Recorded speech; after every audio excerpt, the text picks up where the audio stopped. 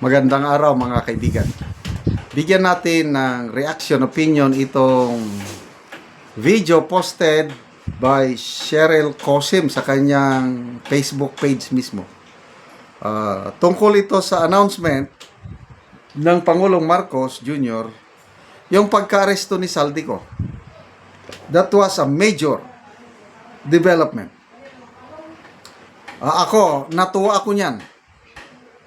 Na sana totoo, sana madala na nila si Saldico sa lalong madaling panahon sa Pilipinas para makulong na rin siya. Kaya lang, nakakapagtaka dahil halos 24 hours na wala pa ring update. Ang PNP nagbigay ng statement na for confirmation pa yung balitang iyon.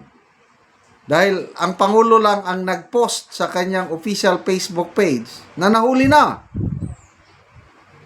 Wala namang ibang source. Ang PNP sabi niya, we're still confirming it.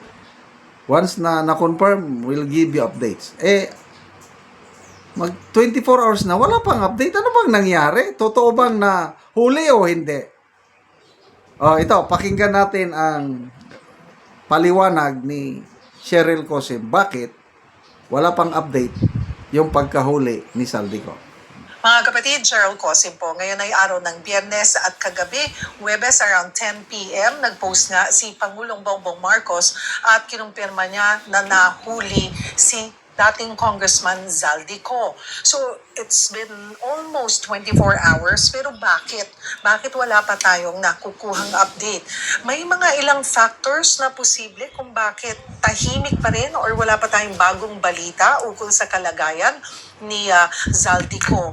Nandiyan yung posibleng kaya mabagal ay sa usapin ng legal process dahil nasa Czech Republic na si Zaldico, so ang kustodiya ay nasa kanila. Hindi tayo basta-basta pwedeng mangialam. Nariyan din ang posibleng issue or factor, yung diplomatic coordination, medyo sensitive yun. May posibleng may usapang gobyerno to gobyerno, government to government na pag-uusap na madalas ay hindi talaga ito ibinubunyag para hindi maapektuhan yung negotiations. Isa pa ay yung complication na sinasabi sa citizenship. Nico, di ba lumabas yung mga report na mayroon siyang Portuguese na passport. So, ngayon, ang tanong, Pilipinas ba ang uuwian niya o sa Portugal? At isa pa na kailangan din na ayusin pa ay yung documentation and warrants. Kailangan tansyahin yung validity ng warrants, yung extradition request kung mayroon, at yung legal basis para i-turn over siya sa atin dito sa Pilipinas. So, yung bottom line nito, hindi ito simpleng na aresto equals to uwi agad. So, may legal at diplomatic layers, kaya posibleng ilang araw at sinasabi nga baka abutin ng 1 hanggang 3 linggo bago mapabalik si dating Congressman Zaldico dito sa Pilipinas. Patuloy po kayong tumutok sa News 5 sa 1PH at 1 News para sa iba pang maiinit na balita. Okay. So, salamat, Madam Cheryl Cosim, sa inyong paliwanag. Kailang, I don't know kung kanino na tayo maniniwala. Nag-post si Attorney Harry Roque. Sabi niya, fake news alert! Hindi nahuli si Saldico sa Prague.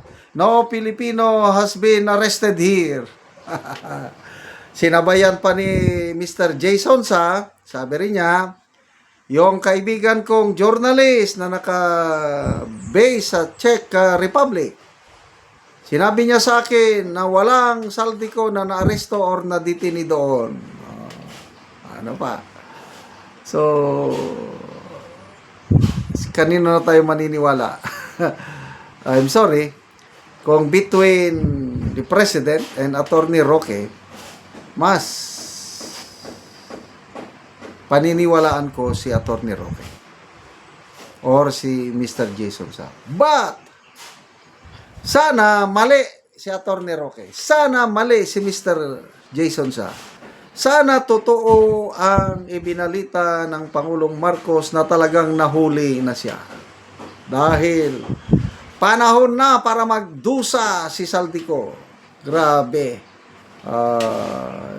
Niloko niya tayo, nilapastangan niya ang kaban ng taong bayan. Although, aligasyon pa lang ito hindi pa siya convicted. Presumed innocent. Kaya lang, dahil may warrant of arrest, dapat makulong na siya dahil non-bailable yung kanyang kaso. So, 3 weeks time bago mapabalik, I don't think so.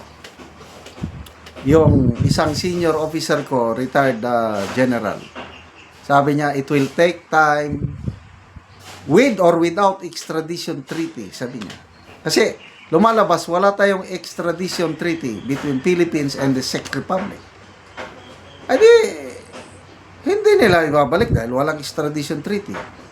Most likely, kung may Portuguese passport si Saldico from Czech Republic, sa Portugal siya dadalhin. Di, wala pa rin. At sabi ng aking senior officer, retired general, yung deportation na ganyan, it can be contested in court. Mapera si Saldico, sabi niya, ilalaban ni Saldico. It will take a long time bago makabalik si Saldico sa Pilipinas kung totoong na-aresto siya. Sana totoo. Basa lang tayo sa mga comments.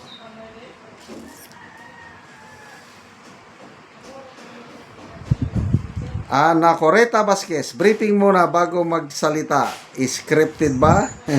Gumagawa sila ng script. Inaayos pa ang script.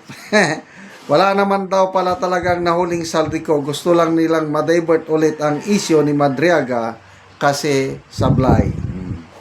Plinaplano ng administration ang script. At least, nahuli na yon, importante. Malamang gagawa na naman ng script, baka sumablay na naman sila. Briefing muna. So, script.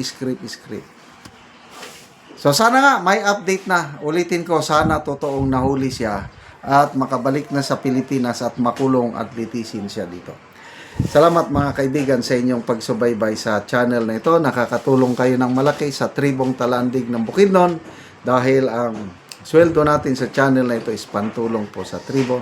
Namimigay tayo ng libreng yero at pako para makapagpatayo sila ng mas maayos na tirahan. Panoorin nyo ang video na ito. Mo na ni ang mataga ano gyero nga magatop na sa iyang balay si Kuya.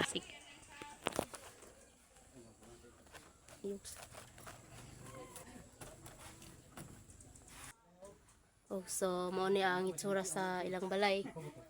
So ilang ilisdan o gyero kay natagaan man sila. So magatop sila karon si Kuya.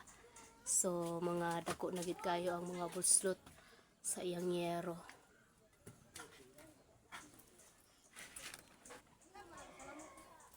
So mo po niyang ilang abuhan nga mo nilang kahimtang kung ulan nga wala na gid sila kuanan masilungan tungod sa ilang atop nga trapal lang pod ang naa sa ilang abuhan.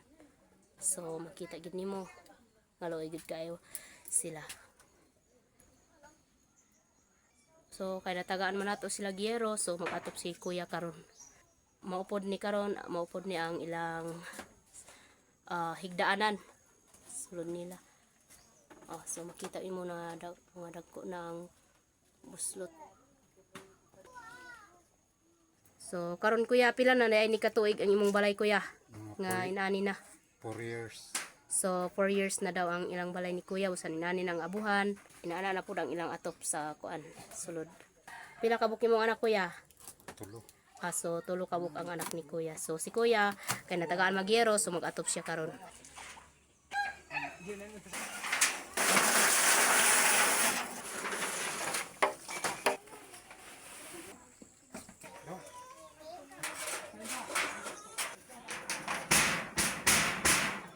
So nauman na gyud, nindot na gyud kaayo ang atop ni Kuya.